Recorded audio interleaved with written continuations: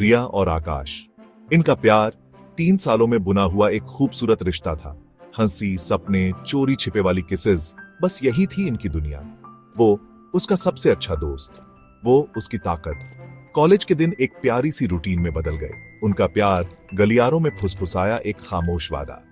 हर नजर, हर स्पर्श उनके प्यार को और गहरा करता। जिंदगी पूरी लगती थी, उनका फ्यूचर एक सादा कैनवस जिसे रंगना बाकी था। उन्हें क्या पता था, किस्मत कुछ और ही सोच रही थी। धीरे धीरे बातें शुरू हुई।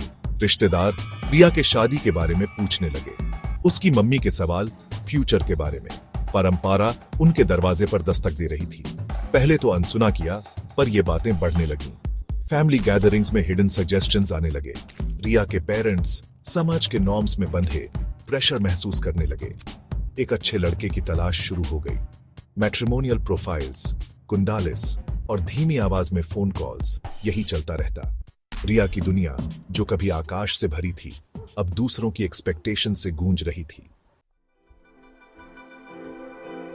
एक नाम, एक फोटो, एक मीटिंग, सब कुछ इतनी जल्दी हो गया। लड़का सक्सेसफुल, पढ़ा लिखा, अच्छे फैमिली से, रिया के परिवार के हिसाब से परफेक्ट मैच। और रिया, वो मान गई। ना आंसू, ना विरोध, आकाश का नाम तक नहीं लिया।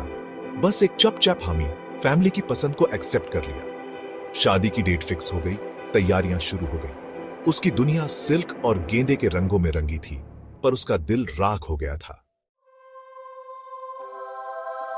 रिया एक भूत की तरह जी रही थी। उसकी मुस्कुराहटें बनावटी, उसकी आंखें दूर कहीं खोई हुई। उसके फैसले का बोझ उस पर हावी हो रहा था। उसे घुटन हो रही थी। आकाश, वो एक धुंधली सी याद बन गया था। शादी की तैयारियों के शोर में खो गया था।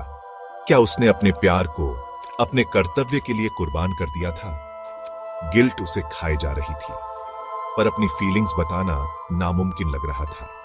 वो अपने परिवार की खुशी कैसे तोड़ सकती थी? प्यार और परिवार के बीच फंसी रिया अनकही भावनाओं के समुद्र में डूब रही थी। उसकी खामोशी एक अनसुनी चीख थी।